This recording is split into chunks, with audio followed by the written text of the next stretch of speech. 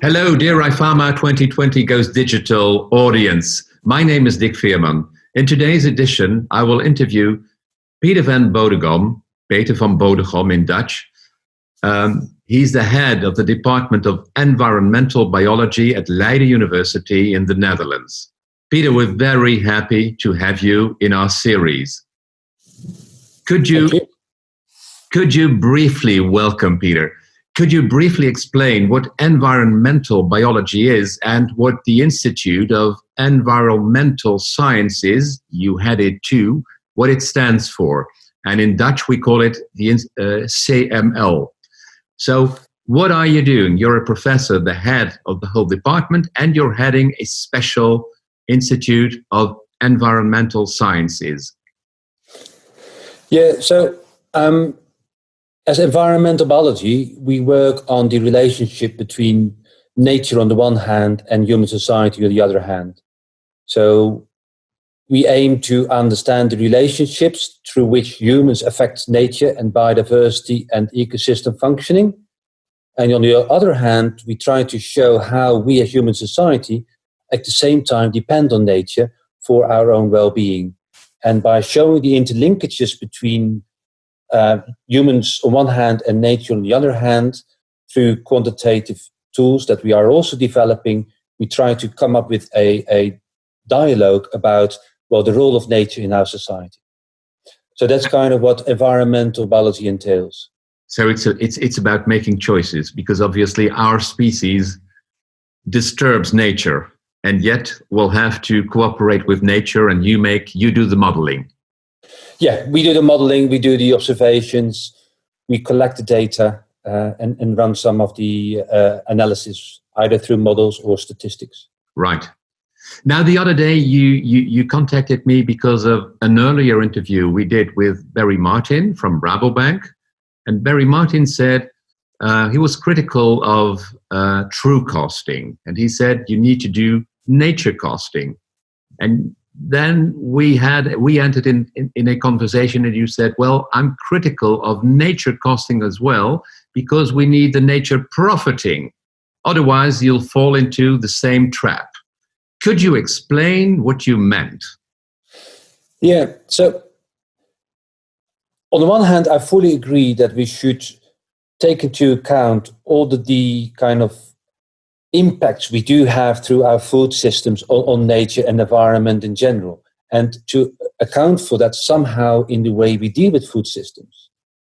However, if we externalize those costs, indicating, well, we have some impact on our own environment, and these are the impacts, then we kind of agree with the fact that we do have negative impacts on our own environment, but we just pay for it to get away with it, or to pay off our debts. Whereas I think we can develop a much more positive relationship with our own environment by thinking about nature profits indeed. So what if, instead of having a negative impact on our own environment, including biodiversity and nature, if we do our food production and food systems such that we actually have a positive impact? Could you give an example?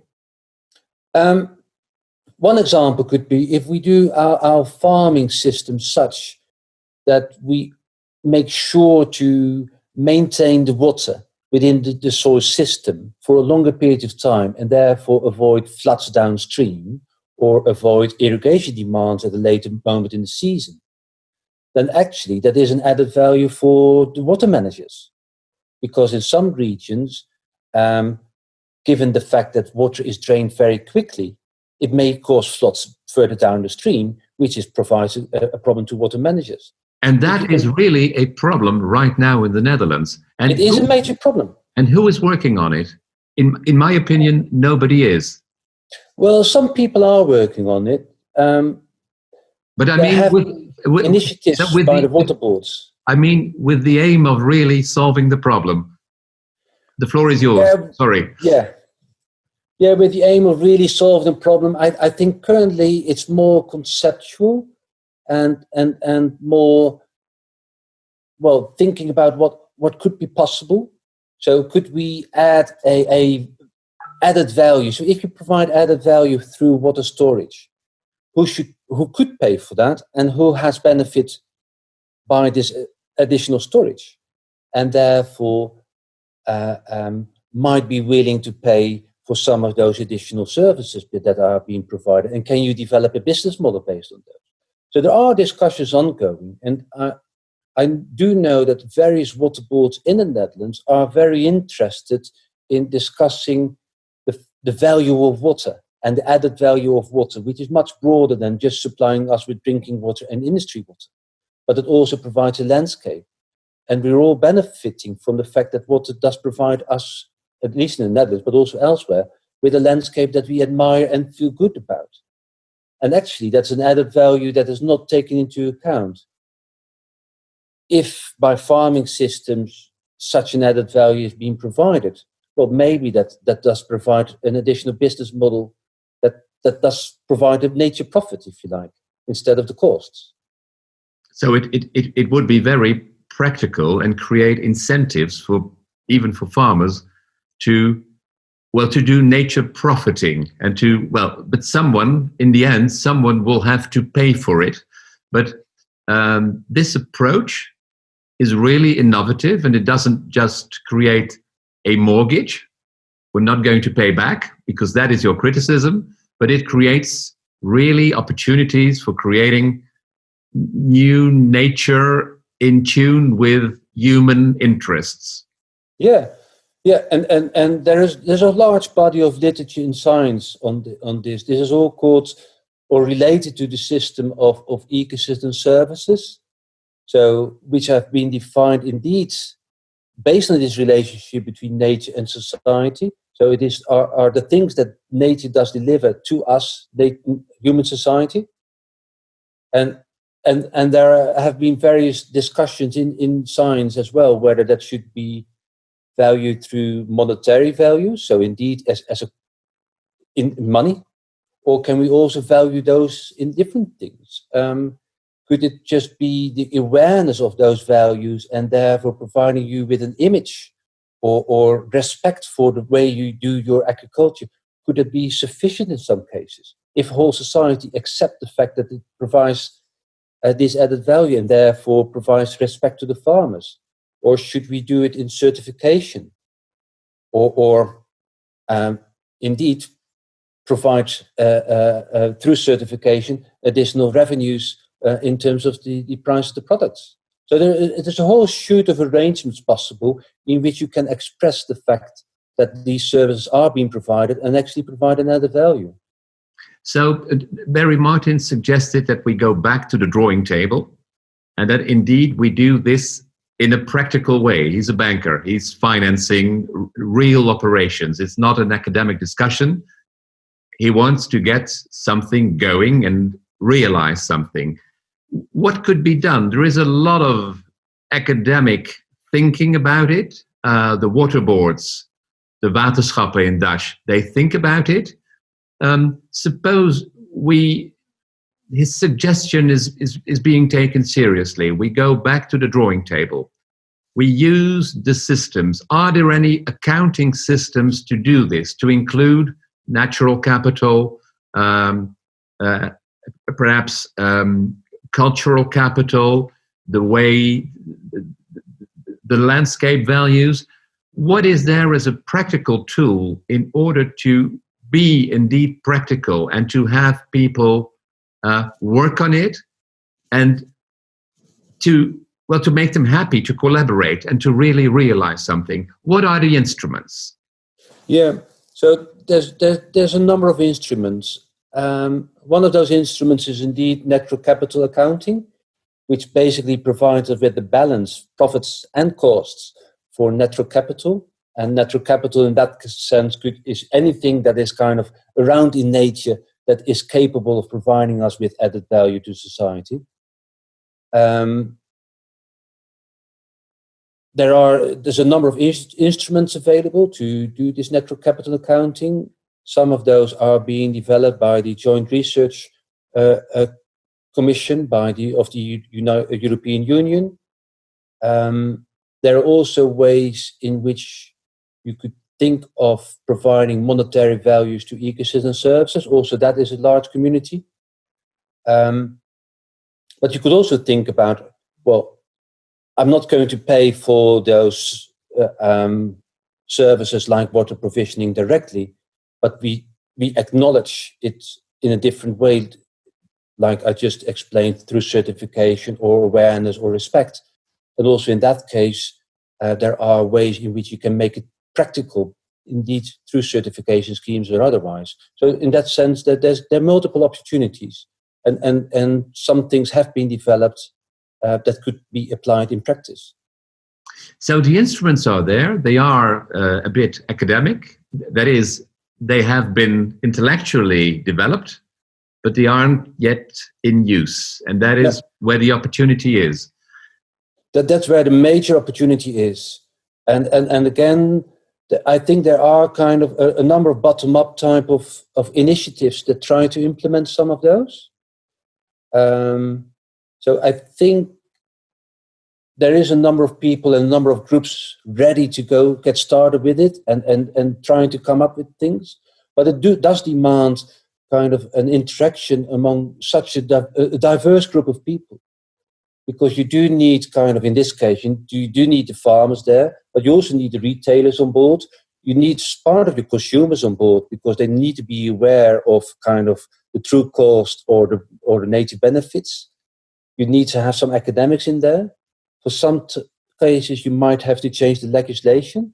So there's a whole transdisciplinary type of approach that you do need in order to achieve these.